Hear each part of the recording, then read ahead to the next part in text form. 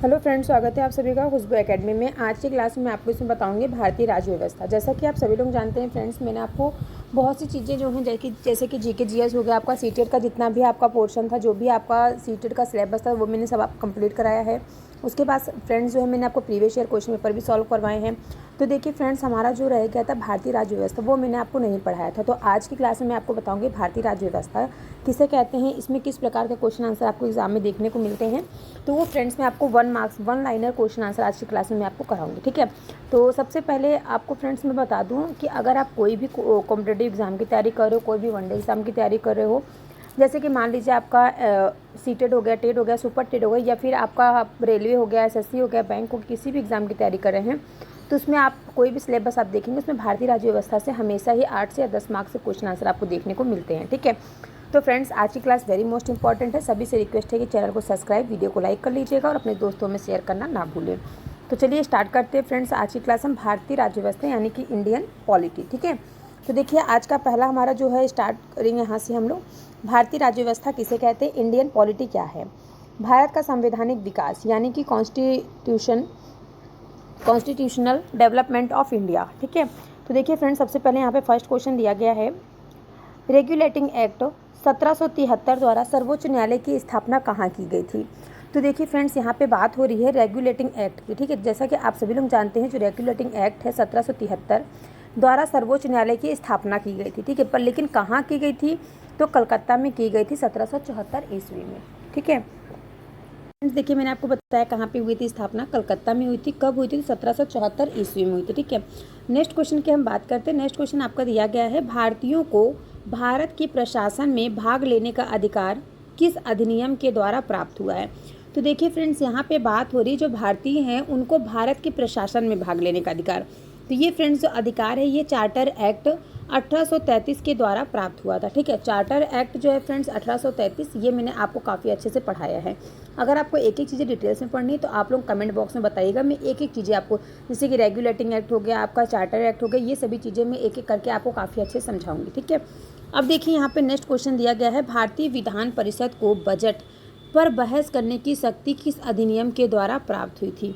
तो ये फ्रेंड्स जो है, भारतीय विधान परिषद को बजट पर बहस करने की जो शक्ति प्राप्त हुई थी, वो आपका भारत परिषद अधिनियम 1892 के तहत प्राप्त हुई थी, ठीक है। किसके तहत प्राप्त हुई थी फ्रेंड्स, भारत परिषद अधिनियम 1892 अधिनियम के द्वारा प्राप्त की गई थी, ठीक है। भारतीय विधान परिषद को बजट पर बहस करने के लिए, ठीक है। नेक्स्ट क्वेश्चन आपका दिया गया है, क्वेश्चन नंबर 4 है, कह रहा है कि केंद्रीय विधानमंडल सर्वप्रथम किस अधिनियम के द्वारा द्विसदनीय बनाया गया था। तो देखिए फ्रेंड्स, जो केंद्रीय विधानमंडल है, ये सबसे पहले जो है 1919 के भारत शासन अधिनियम के द्वारा ये अधिनियम जो है ये बाईकैमरल यानी कि द्विसदनीय बनाया गया था। ओके, कंफर्म हो गया। नेक्स्ट क्वेश्चन कह रहा है कि भारत के राष्ट्रपति को अध्यादेश निर्गत करने की शक्ति मूलतः किस अधिनियम से प्रेरित है। तो ये फ्रेंड्स, जो भारत के राष्ट्रपति हैं उनको अध्यादेश जो जारी करते हैं उसकी जो शक्ति इनको भारत शासन अधिनियम 1935 से प्राप्त है, ठीक है। किस अधिनियम से प्रेरित करता है फ्रेंड्स, तो भारत शासन अधिनियम 1935 से, याद रखिएगा, ये इंपॉर्टेंट है आपके एग्जाम के लिए।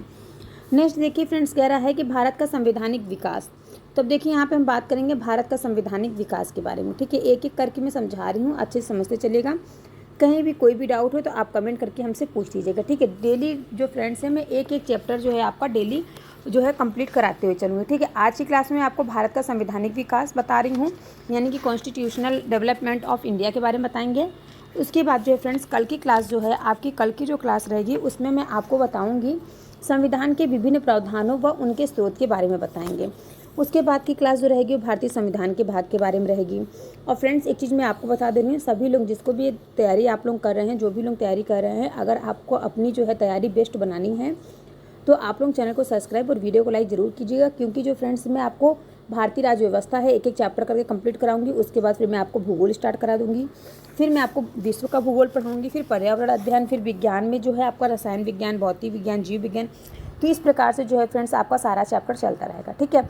तो आप लोगों से बस इतना रिक्वेस्ट है कि आप लोग चैनल को सब्सक्राइब और वीडियो को लाइक कीजिएगा।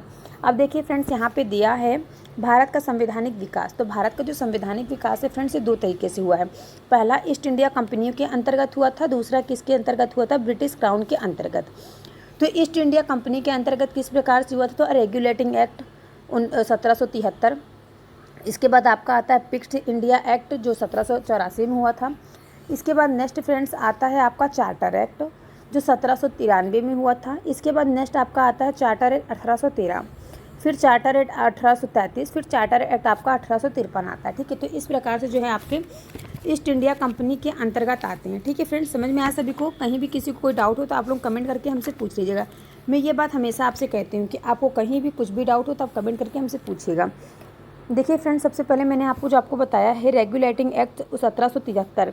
तो इस अधिनियम का अत्यधिक संवैधानिक महत्व था फ्रेंड्स, जैसे कि भारत में ईस्ट इंडिया कंपनी के कार्यों को नियमित और नियंत्रित करने की दिशा में ब्रिटिश सरकार द्वारा उठाया गया यह पहला कदम था। ठीक है, और पिट्स एक्ट इंडिया जो है यहाँ पे जो फ्रेंड्स इन्होंने बताया है, पिट्स इंडिया एक्ट जो है, इस एक्ट द्वारा क्या होता है, इस एक्ट के द्वारा दोहरे प्रशासन का प्रारंभ हुआ था। ठीक है, अब इसके बाद आपका आता है चार्टर एक्ट 1793। तो देखिए फ्रेंड्स, जो चार्टर एक्ट 1793 है, इसमें क्या होता है, इसके द्वारा नियंत्रित बोर्ड के सदस्यों तथा कर्मचारियों के वेतन आदि को भारतीय राजस्व में से देने की व्यवस्था की गई थी। समझ में आया सभी को? तो इस प्रकार से फ्रेंड्स मैंने आपको बताया charter act 1813, charter act 1833, charter act 1853। ठीक है, तो इन सभी के बारे में मैंने आपको बता दिया।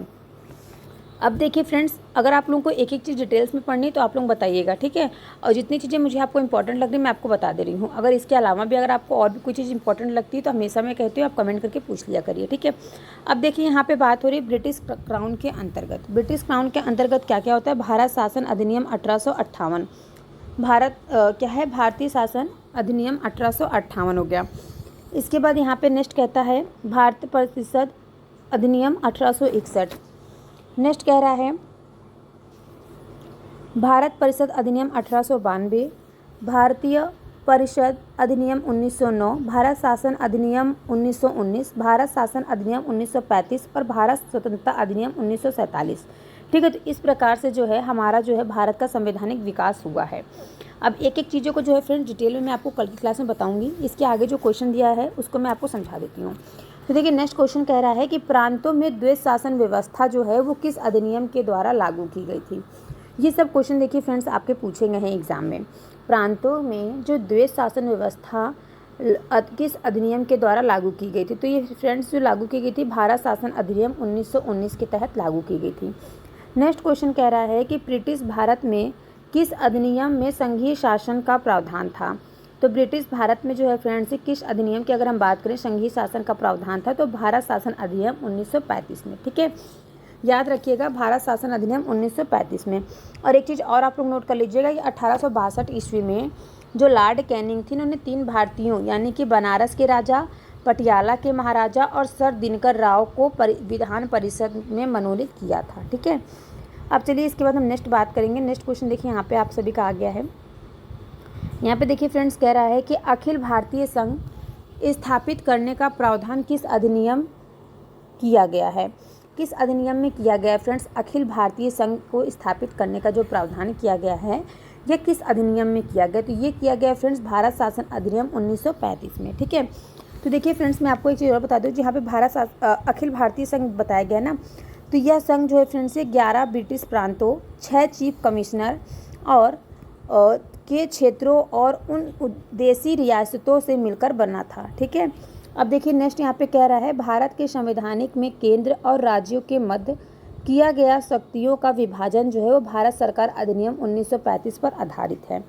अब देखिए फ्रेंड्स भारत शासन अधिनियम जो 1935 है, इसमें क्या हुआ था ना, 1935 जो है फ्रेंड्स 1935 ईस्वी के अधिनियम जो हैं उसमें 321 अनुच्छेद और 10 अनुसूचियाँ थीं। ठीक है, और इस जो अधिनियम है इसकी बहुत सी मुख्य विशेषताएं भी थी, जैसे कि अखिल भारतीय संघ हो गया, प्रांतीय स्वतंत्रता होगी, केंद्र के द्वैध शासन की स्थापना हो गई थी। तो ये सभी जो है फ्रेंड्स, ये सभी जो है आपका भारत सरकार अधिनियम 1935 पर आधारित है। ठीक है, अब देखिए नेक्स्ट हम बात करेंगे।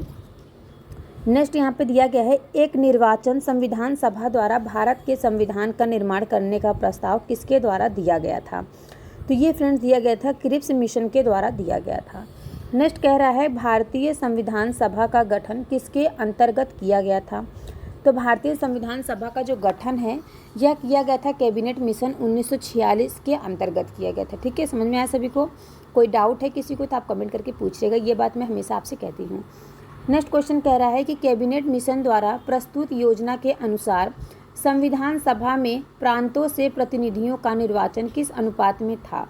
तो कैबिनेट मिशन द्वारा जो फ्रेंड्स प्रस्तुत की गई थी योजना, उसका जो संविधान सभा में प्रांतों से प्रतिनिधियों का निर्वाचन हुआ था वो 10 लाख की जनसंख्या पर एक सदस्य का हुआ था। ठीक है, कितनी फ्रेंड्स? 10 लाख जनसंख्या पे एक सदस्य पर हुआ था। ओके, समझ में आया यहाँ तक सभी को? इसके बाद नेक्स्ट हम लोग आगे बढ़ें। आगे देखिए फ्रेंड्स, नेक्स्ट यहाँ पे दिया गया है भारतीय संविधान का निर्माण करने वाली संविधान सभा के सदस्यों का चुनाव किसके द्वारा किया जाता है? तो वो फ्रेंड्स विभिन्न प्रांतों में विधानसभाओं के द्वारा किया जाता है। ठीक है, भारतीय संविधान का जो निर्माण करने वाले जितने भी संविधान सभा के सदस्य हैं उनका चुनाव किसके द्वारा किया जाता है? विभिन्न प्रांतों की विधानसभाओं के द्वारा किया जाता है। ठीक है, समझ में आ गया सभी को?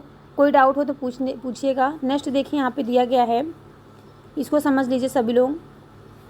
देखिए फ्रेंड्स, यहाँ पे दिया गया है अंतरिम सरकार वर्ष 1946। अंतरिम सरकार वर्ष 1946 क्या है फ्रेंड्स? क्रम संख्या दिया गया है, सदस्य के नाम दिए गए हैं और धारिता विभाग दी गई है।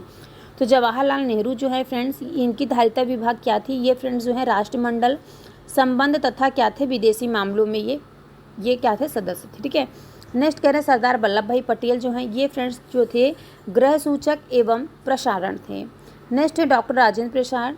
डॉक्टर राजेंद्र प्रसाद जो है फ्रेंड्स ये खाद्य एवं कृषि के 1946 की यहाँ बात हो रही। ठीक है फ्रेंड्स, देश आज़ादी के बाद जिसकी जो पोस्ट रही वो तो अलग बात है, ये मैं देश आज़ादी के पहले की बात कर रही हूँ 1946 में। ठीक है, 1947 में हमारा जो है भारत देश जो है आज़ाद हुआ था। ठीक है, अब देखिए यहाँ पे जान मथाई की बात हो रही, तो वो क्या थे फ्रेंड्स? वो उद्योग एवं नागरिक आपूर्ति थे।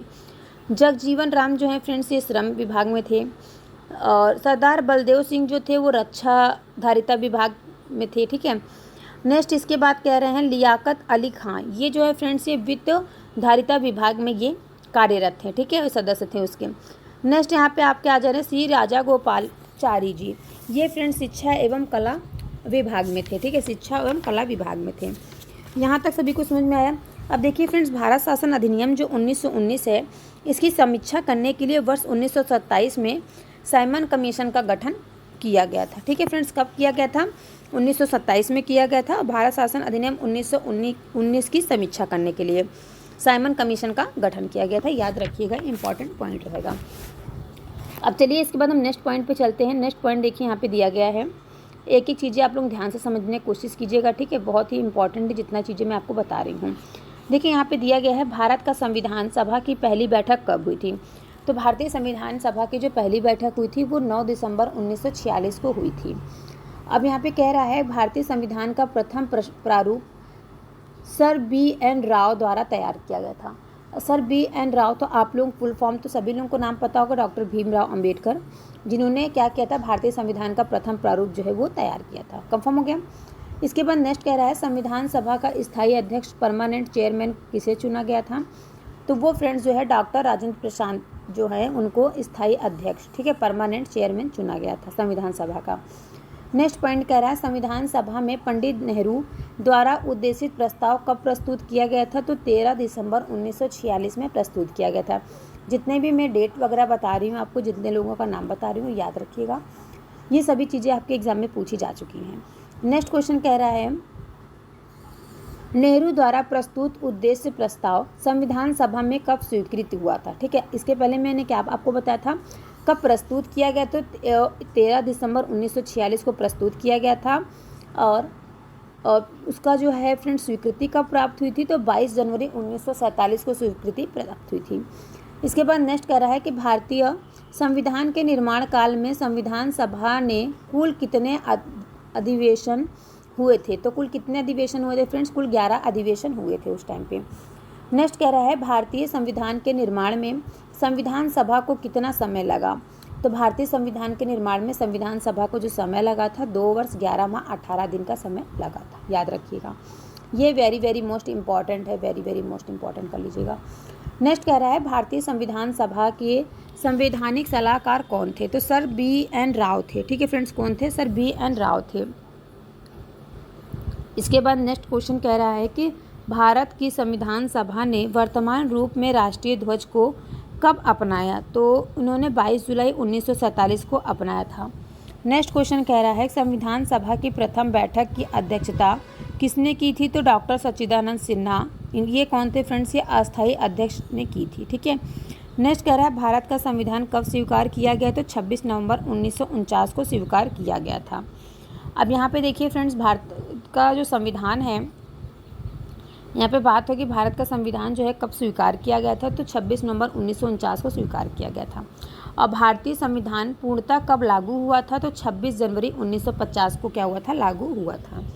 अब यहाँ पे कह रहा है कॉन्स्टिट्यूशन असेंबली की बात यहाँ पे हो रही है, संविधान सभा की। तो 9 दिसंबर 1946 को संविधान सभा की प्रथम बैठक हुई, जिसमें डॉक्टर सच्चिदानंद सिन्हा को अस्थायी अध्यक्ष तथा 11 दिसंबर 1946 को डॉक्टर राजेंद्र प्रसाद को स्थायी अध्यक्ष चुना गया। और संविधान निर्माण का प्रारंभ 13 दिसंबर 1946 को पंडित जवाहरलाल नेहरू द्वारा प्रस्तुत उद्देश्य प्रस्ताव ऑब्जेक्टिव रिसोल्यूशन से हुआ था, जिसे क्या किया गया, जिसे 22 जनवरी 1947 को सर्वसम्मति से स्वीकार कर लिया गया था। और 26 नवंबर 1949 को भारतीय संविधान अंगीकृत किया गया, जबकि 26 जनवरी 1950 को क्या हो गया था? इसे पूर्णतः लागू किया गया था। ठीक है, समझ में आया सभी को?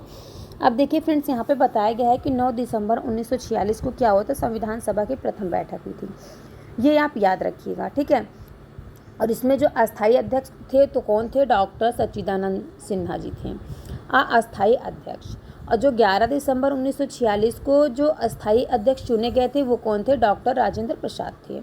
इसके बाद क्या होता है? 13 दिसंबर 1946 को पंडित जवाहरलाल नेहरू द्वारा जो प्रस्तुत उद्देश्य प्रस्ताव था, इसको क्या हुआ? प्रस्ताव हुआ, जिससे क्या हुआ? 22 जनवरी 1947 को सर्वमान्य से स्वीकृति प्रदान मिल गई। ठीक है। फिर क्या होता है? 26 नवंबर 1949 को जो भारतीय संविधान था उसको एकीकृत किया गया था। ओके। और 26 जनवरी 1950 को हमारा जो भारत देश है वो पूर्णतः क्या हो गया था? ये लागू किया गया था। ओके, कंफर्म हुआ? नेक्स्ट इसके बाद देखिए नेक्स्ट पॉइंट क्या कह रहा है, इस पे ध्यान दीजिएगा सभी लोग। देखिए अब यहाँ पे कह रहा है कि 26 नवंबर 1949 को भारतीय संविधान किसके द्वारा अधिनियम किया गया था? तो ये संविधान सभा के द्वारा किया गया था। नेक्स्ट कह रहा है जन गण मन को भारत के राष्ट्रगान के रूप में कब अपनाया गया था? तो 24 जनवरी 1950 में अपनाया गया था। नेक्स्ट कह रहा है कि भारत सरकार द्वारा अशोक स्तंभ को राष्ट्रीय चिन्ह यानी कि नेशनल एंथम के रूप में कब अंगीकृत किया गया था? तो 26 जनवरी 1950 को अंगीकृत किया गया था। ठीक है, याद रखिएगा। इसके बाद नेक्स्ट कह रहा है फ्रेंड्स कि संविधान सभा की सलाहकार समिति के अध्यक्ष सरदार वल्लभ भाई पटेल थे। ठीक है, याद रखिएगा कि संविधान सभा में सलाहकार समिति के अध्यक्ष कौन थे? तो सरदार वल्लभ भाई पटेल थे, जिनको लौह पुरुष के नाम से भी जाना जाता है। ओके। इसके बाद कह रहा है कि संविधान सभा की झंडा समिति के अध्यक्ष कौन थे? अब देखिए फ्रेंड्स, याद रखिएगा झंडा समिति काफ़ी बार एग्जाम में पूछा गया है, तो इसके अध्यक्ष कौन थे? डॉक्टर राजेंद्र प्रसाद जी थे। ठीक है। अब यहाँ पे देखिए फ्रेंड्स, प्रमुख समितियाँ एवं उनके अध्यक्ष दिए गए हैं। पहली समिति दी गई है संघ शक्ति समिति, इसके अध्यक्ष कौन थे? तो पंडित जवाहरलाल नेहरू थे। संघीय संविधान समिति, इसके अध्यक्ष कौन थे? तो पंडित जवाहरलाल नेहरू थे। ठीक है। संघ शक्ति समिति और संघीय संविधान समिति के अध्यक्ष कौन थे? पंडित जवाहरलाल नेहरू थे। इसके बाद कह रहा है प्रांतीय संविधान समिति के अध्यक्ष कौन थे? तो सरदार वल्लभ भाई पटेल थे। नेक्स्ट चौथा पॉइंट कह रहा है कि प्रारूप समिति के अध्यक्ष कौन है? तो डॉक्टर भीमराव अंबेडकर हैं, जो कि प्रारूप समिति के अध्यक्ष हैं। नेक्स्ट क्वेश्चन कह रहा है पांचवा कि मौलिक अधिकार एवं अल्पसंख्यकों संबंधी परामर्श समिति के अध्यक्ष कौन थे? तो सरदार वल्लभ भाई पटेल थे। प्रक्रिया नियम समिति के अध्यक्ष कौन थे? तो डॉक्टर राजेंद्र प्रसाद जी थे। ओके। इसके बाद सातवां पॉइंट कह रहा है कि राज्यों के लिए समिति, तो पंडित जवाहरलाल नेहरू। ठीक है। राज्यों के लिए जो समिति तैयार की गई थी उसके अध्यक्ष कौन थे? तो वो पंडित जवाहरलाल नेहरू थे। संचालक समिति कौन थे? तो डॉक्टर राजेंद्र प्रसाद इसके अध्यक्ष थे। ठीक है। संचालन समिति के अध्यक्ष कौन थे? डॉक्टर राजेंद्र प्रसाद थे। ओके। नेक्स्ट कह रहा है कि संविधान सभा के कार्यों से संबंधित समिति के अध्यक्ष कौन थे? तो जी.वी. मावलंकर जी थे। ठीक है, याद रखिए कौन थे? जी.वी. मावलंकर जी थे। अब देखिए यहाँ पे एक वेरी मोस्ट इंपॉर्टेंट पॉइंट आता है, जैसे कि याद रखिएगा आप लोग, आपके एग्जाम में काफ़ी बार इसको पूछा भी गया है और ये इंपॉर्टेंट रहेगा, हर बार आगे भी एग्जाम में पूछा जा सकता है। Doctor B.R. अम्बेडकर की अध्यक्षता में जो संविधान सभा की जो प्रारूप समिति में कितने सदस्य थे? तो याद रखिएगा 6 सदस्य थे। अगर नाम पूछ दिया जाए कौन कौन था, तो याद रखिएगा 6 सदस्य जो है डॉक्टर भीमराव अम्बेडकर की संविधान सभा के जो 6 सदस्य थे कौन कौन थे? तो पहले थे N. गोपाला स्वामी अयंगार, दूसरे डॉक्टर K.S. मुंशी, तीसरे थे B.L. मिश्रा, बाद में इनके स्थान पर N. माधवराव हुए। इसके बाद अल्लादी कृष्णा स्वामी अय्यर, सैयद मोहम्मद सदुल्ला तथा D.P. खेतान थे। ठीक है, इसके बाद फ्रेंड्स इसके बाद जो है स्थान पर क्या हो गया, T.T. कृष्णमाचारी थे। ओके, तो इन सभी का जो है आप नाम याद रखिएगा। ये 6 सदस्य थे जो कि डॉक्टर भीमराव अंबेडकर के साथ संविधान सभा की समिति में मौजूद थे। ओके, अब देखिए एक पॉइंट और आता है कि संविधान सभा ने डॉक्टर B.R. अम्बेडकर की अध्यक्षता में प्रारूप समिति का गठन कब किया था? तो 29 अगस्त 1947 ईस्वी में इन्होंने क्या है, समिति का गठन किया था। नेक्स्ट कह रहे हैं कि डॉक्टर B.R. अम्बेडकर का संविधान सभा में निर्वाचन किस प्रेसिडेंसी से हुआ था? तो बम्बई प्रेसिडेंसी 1947 से 1950। पहले प्रेसिडेंसी में जो फ्रेंड्स हुआ था तो 1947 से 50 में हुआ था, और जो पहले बंगाल प्रेसिडेंसी से हुआ था 1946 से 47 में हुआ था। ओके, कंफर्म हो, याद रखिएगा, आपके एग्जाम के लिए इंपॉर्टेंट रहेगा। अब देखिए फ्रेंड्स एक चीज़ मैं आपको और बता दूं कि भारत का संविधान जो है ये मूलतः 2 भाषाओं में है। पहला हिंदी और दूसरा क्या है, अंग्रेजी में लिखा गया था, और सदस्यों में इन दोनों प्रांतियों पर हस्ताक्षर किए गए थे। ठीक है, आज की क्लास फ्रेंड्स जो भी मैंने आपको बताया आई होप आप सभी को समझ में आया होगा, और कहीं से अगर आपको कोई भी डाउट हो तो आप कमेंट करके कल की क्लास में मुझसे पूछ लीजिएगा। और देखिए फ्रेंड्स इसके आगे जो कल की क्लास होगी इसमें मैं आपको बताऊंगी संविधान के विभिन्न प्रावधान व उनके सोर्सेज क्या क्या है। ठीक है, कि मतलब कि हमारे विभिन्न देशों से संविधान के जो प्रावधान है कहाँ कहाँ से क्या क्या प्रावधान लिया गया है, तो ये सब चीज़ें जो हैं कल की क्लास में फ्रेंड्स मैं आपको बताऊंगी। ठीक है, आज देखिए फ्रेंड्स जितनी चीज़ें मैंने बताई हैं, अगर कहीं से कोई भी डाउट हो तो आप लोग पूछ लीजिएगा। मैं हमेशा कहती हूँ सभी से रिक्वेस्ट है कि चैनल को सब्सक्राइब, वीडियो को लाइक कर लीजिएगा। और देखिए फ्रेंड्स अभी आपने किसने पूछा है कि 1873 ईस्वी का अधिनियम क्या है? तो इस अधिनियम द्वारा क्या होता है फ्रेंड्स, यह उपबंध किया गया था कि ईस्ट इंडिया कंपनी को किसी भी समय भंग किया जा सकता है, और 1 जनवरी 1884 ईस्वी को ईस्ट इंडिया कंपनी को औपचारिक रूप से भंग कर दिया गया था। ठीक है, समझ में आ गया सभी को? तो चलिए फ्रेंड्स मिलते हैं नेक्स्ट क्लास में। आज की क्लास कैसी लगी कमेंट करके ज़रूर बताइएगा।